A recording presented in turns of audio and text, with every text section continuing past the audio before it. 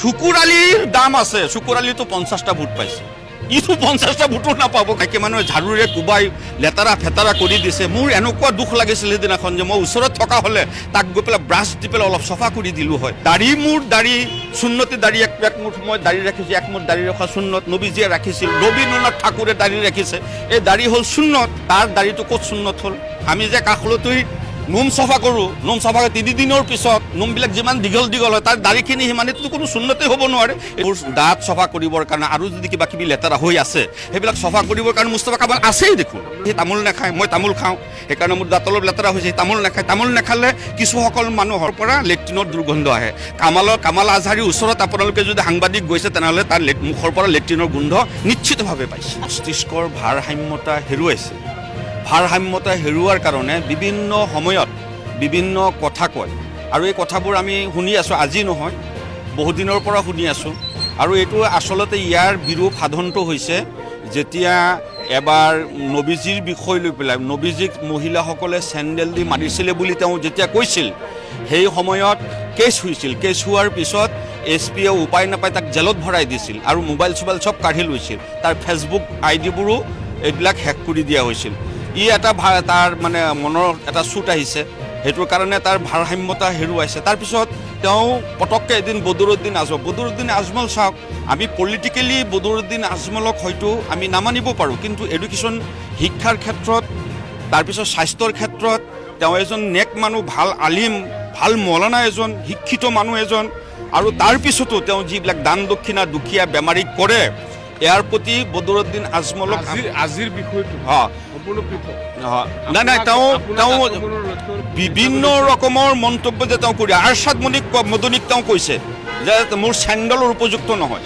যি আৰশ্বাদ মদনীক আজহাৰ ইউনিভাৰ্চিটিত গ'লে সকলো প্ৰফেচাৰসকল, ইউনিভাৰ্চিটিত পণ্ডিতসকল থিয় হৈ দিয়ে। সেই আৰশ্বাদ মদনী গোটেই ভাৰতবৰ্ষৰ মানুহে যাক চেলুট কৰে, সেই আৰশ্বাদ মদনীক তেওঁ কৈছে মোৰ চেণ্ডেলৰ যোগ্য নহয় বুলি। এনেকুৱা কামাল আজহাৰীয়ে আৰু ভাৰসাম্যতা হেৰুৱাৰ কাৰণসমূহ মই কৈছোঁ। কাৰণ হ'ল অলপ দিন আগত 2বাৰকৈ আমি নিউজ চেনেলত দেখিছোঁ তেখেতক তাৰমানে ৰাতিৰ আন্ধাৰত মহিলাসকলে ঝাৰু দি চেণ্ডেল দি পিটি আছে আৰু তেখেতৰ চোলা ফালি দিছে। টুপি ক'ৰবাত গৈ পেলাই পৰি, টুপিটো আচলতে সুন্নত নহয়, সি সুন্নতৰ কথা কৈ থাকে, দাড়িৰ কথা কয়। মোৰ দাড়ি আৰু তাৰ বাপেকৰ দাড়ি একেই দাড়ি। এতিয়া মোৰ দাড়ি যদি কিবা খেলি মেলি আছে তেনেহ'লে তাৰ বাপেকৰো খেলি মেলি আছে। এনেকুৱা কিছু কথা আছে। তাৰ মানে ভাৰসাম্যতা হেৰুৱাইছে যে তাৰ কল ৰেকৰ্ডিং পাইছোঁ। মোতকৈ অলপ বছৰ বয়সে আজহাৰীয়ে মোক চাচা বুলি মাতিলেও কোনো অসুবিধা নহয়। সি মোৰ ভতিজালুৰ আৰু সমান বয়সৰ, সি বয়স বেছি হোৱা নাই, কিন্তু যিটো চাৰিত্ৰিক, আজি তেওঁ যোৱাকালি তেওঁ মুখ্যমন্ত্ৰীক লগ পোৱাৰ লগে লগে তেওঁৰ ফিতাহীটো বাঢ়ি গ'ল। ভাবিছে মই মুখ্যমন্ত্ৰীক জীৱনত সৰ্বপ্ৰথম আৰু সৰ্বশেষ মই লগ পাইছোঁ, এতিয়া মই কি কৰোঁ? ৰাতি তাত টোপনি নাই। টোপনি নোহোৱাকৈ তেওঁ কোনো মন্তব্য ক'তো দিব নোৱাৰিলে। বদৰুদ্দিন আজমলৰ মন্তব্য দি শেষ, আৰশ্বাদ মদনীৰ মন্তব্য কোনো প্ৰতিক্ৰিয়া নাহিল। সমাজৰ পৰা এঘৰীয়া তাক কৰিছে, তাৰ সমাজৰ নিজৰ সমাজে তাক এঘৰীয়া কৰিছে। এইটো নিউজত দিছে, আপোনালোকে দেখিছে। সেই নিউজত এঘৰীয়া মানুহজন কিমান ভাৰসাম্যতা হেৰুৱাব পাৰে? এইজন মানুহক লৈ মই কি মন্তব্য আগবঢ়াম কওকচোন, যাৰ কোনো অস্তিত্বই নাই। আৰু তাৰ মুখৰ ভাষাবোৰেই কয় সি কি আজহাৰী না ফাজহাৰী। সি যদি ইমানেই পণ্ডিত, তাৰ মুখৰ ভাষাবোৰ এনেকুৱা, ভাষাবোৰৰ কাৰণেতো তাৰ চাৰিত্ৰিক বিষয় লৈ কল ৰেকৰ্ডিং ভাইৰেল হৈছে। মাইকী মানুহ এজনীক কৈছে তোমাৰ লগত মই তোমাৰ ঘৰত গৈ লগ কৰিব নোৱাৰোঁ, তুমি ভাড়া ঘৰ লোৱা, তাত আমাৰ দেখা হ'ব। তাৰমানে কি সি কিমান চৰিত্ৰিক মানুহ? এই বিষয়টো মুখ্যমন্ত্ৰীয়ে নাজানে আৰু মুখ্যমন্ত্ৰীৰ ওচৰততো সকলোৱে যায়। শুকুৰ আলীৰ দাম আছে। শুকুৰ আলীতো 50টা ভোট পাইছে, ইটো 50টা ভোটো নাপাব, কাৰণ তাৰ গোটেই সমাজৰ মানুহে তাক এঘৰীয়া কৰিছে। শুকুৰ আলী ভাল, সি 50টা ভোট পাইছে, বিধানসভাত আকৌ থিয় হ'ব, আৰু ভোট পাব। কিন্তু শুকুৰ আলীতকৈ অসমত কেইজনমান মানুহ, মুখ্যমন্ত্ৰীৰ মানে এইটো এটা হেৰি আৰু মানে পলাইটনেছ এটা আছে, যেনেকৈ শিলাদিত্যত ৰাখি থৈছে, চিতু বৰুৱাক ৰাখি থৈছে, ইফালে আহি পেলাই ইয়াক আৰু মাজে মাজে আহি পেলাই সি কয় মানৱ ডেকাৰ লগত মোৰ খুব ভাল। মানৱ ডেকাই যদি এনেকুৱা এজন মানুহে ভাৰসাম্যতা হেৰুওৱা মানুহ, যাৰ কোনো জনপ্ৰিয়তাই নাই, আজি আপোনালোকৰ চেনেল যোগে যি খবৰ প্ৰচাৰ হৈছিল সেই প্ৰচাৰত আপোনালোকে চাওক কমেণ্টবোৰ চাওক তাক কুকুৰ মানুহে পঠিয়াই আছে চেণ্ডেল পঠিয়াই আছে তাৰপিছত জোতা পঠিয়াই আছে এনেকুৱা কমেণ্টবোৰ দিয়াৰ পিছত তাৰ কি ভাৰে সামতা আছে এতিয়া সি নিজে অনুভৱ কৰক যে মই সমাজত কি হৈছোঁ আজহাৰী সি ক'ত পঢ়ি আহিছে মই জনামতে তেওঁ এটা চশমা দোকানত তাত ইজিপ্তত গৈ পেলাই আছিল তেওঁ যে কিবা ডিগ্ৰী লৈছে আমি নাজানো চশমা দোকানত কেইদিনমান কাম কৰি আহিছে তেওঁৰ শিক্ষা দীক্ষা তেওঁ কৈছে মোৰ তাৰ লগত মই বিতৰ্কত বহিবলৈ কিয় বিতৰ্কত মই বহিম এনেকুৱা এটা মোক কৈছে যে তাৰ কাপোৰৰ অৱস্থা নাথাকে মোৰ কাপোৰৰ অৱস্থাটো ভালেই আছে সদায় ভাল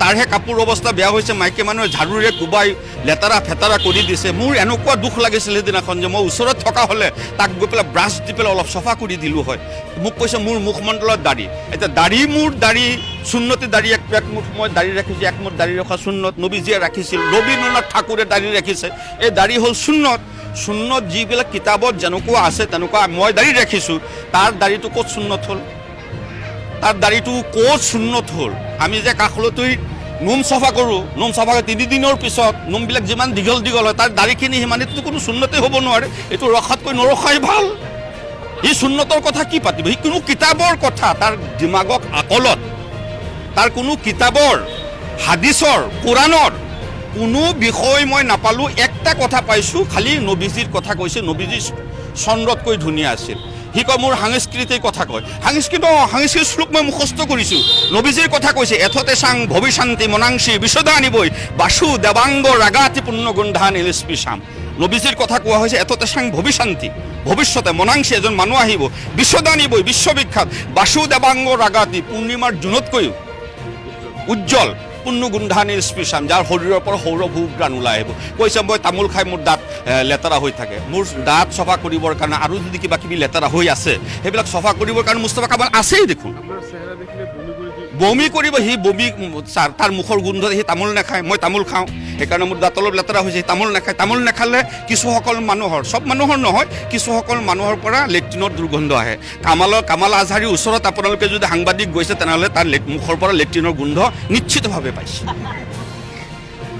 এইখিনি মই কামাল আজহাৰীৰ বিষয় লৈ পেলাই কয় জুবিন গাৰ্গৰ বিষয় পেলাই সংগীতৰ বিষয় লৈ পেলাই কামাল আজহাৰী কৈছে সংগীতৰ বিষয় লৈ পেলাই বাজনা বজোৱা যুদ্ধত বাজনা বজোৱা ইছলামে বৈধ বুলি ঘোষণা কৰিছে যেতিয়া বাজিছে দামামা বাদৰি আমামা এনেকুৱা কথা আছে যুদ্ধত যেতিয়া যাব আমাৰ সৈন্যসকল যাব মুছলমান যাক অন্য সৈন্যই যাক তেতিয়া তেখেতসকলক উৎসাহিত কৰিবৰ কাৰণে যদি কিবা বাদ্য বাজনাৰ দৰকাৰ হয় সেই বাদ্য বাজনা বজাই নিজৰ মাতৃভূমিক ৰক্ষা কৰিবৰ কাৰণে ইছলামে সদায় কৈ আছে সি এইবিলাক কিতাপ নপঢ়ে সি মুখৰ ফুটজাৰি মাৰিলেই মানুহজন শিক্ষিত হ'ব নোৱাৰেতো তাৰ ভাষাত সি কয় ইংলিছত সি কি টকিং কৰিব মোৰ লগত he don't know' how to talk English language নাজানে একোৱে নাজানে তাৰ লগত মই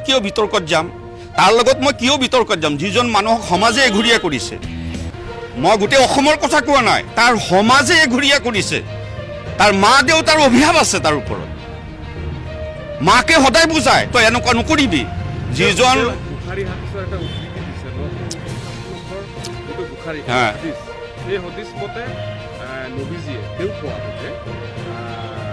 ছোৱালীসকলৰ আগত গৈ সংগীতৰ কথা নবীজীয়ে নিজে কৈছিল বুলি এইটো সংগীত নকয় সেইটো কয় নবীজীৰ বিষয় লৈ পেলাই প্ৰশংসা আৰবী ভাষাত কৈছিল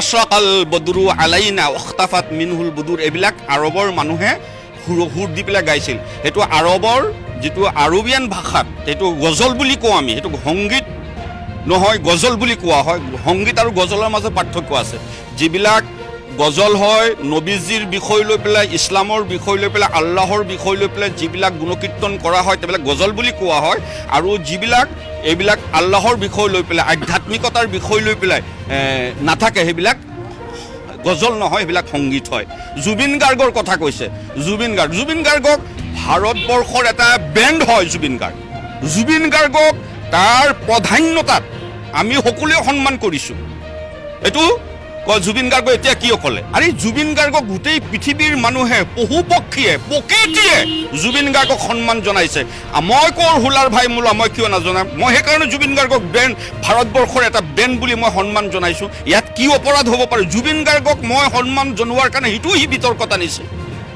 টানি আনিছে ধৰ্ম টানি আনিছে তাত ধৰ্ম তাৰ কথা নাই সকলো ধৰ্মৰ মানুহে জুবিন গাৰ্গক ভাল পায় আৰু ভাল পাব সদায় ভাল পাব এইটো মিয়া বুলি কয় কিবা কয় আমাৰ ভাল পোৱাটো অন্তৰৰ পৰা হয় এইটো মিয়া অসমীয়া বিহাৰী কছাৰী এইবিলাক লৈ পেলাই ভাল পোৱা নহয় গতিকে মই কামাল বুখাৰী হাদিছৰ যিটো বৰ্ণনা তেওঁ কৰিছে সেইটো বিকৃতিৰ ওপৰত কৰিছে বিকৃত প্ৰত্যেকটো বস্তু পুৰাণৰ আয়াতসমূহ তেওঁ দুৰ্গা পূজাৰ কথা অলপ দিন আগত কৈছিলে দুৰ্গা পূজা কৰা কোৰাণ শ্বৰীফত আছে পিছত মানুহে চেলেঞ্জ কৰাৰ পিছত উলিয়াই দিব নোৱাৰিলে ভেকু ভাওনা কৰে আৰু বিভিন্ন ৰকমৰ কথা কয় এইবিলাক মানে আচলতে কোৰাণত আছে এনেকুৱা আছে কিছু কথা ইন্নাদ্দিনা ইন্দাল্লাহিল ইছলাম আল্লাহে কৈ আছে যে আল্লাহৰ ওচৰত ইছলাম ধৰ্মটো পচন্দনীয় এতিয়া মুছলমানসকলে সকলো ধৰ্মৰ প্ৰতি সন্মান জনাই নিজৰ ধৰ্ম পালন কৰিব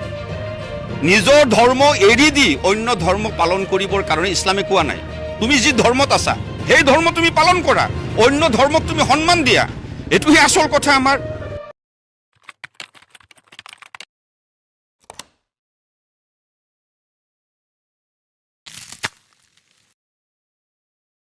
Spent all my life holding all of it closely.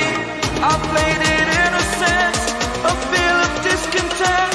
I'm finally facing it all, fearless.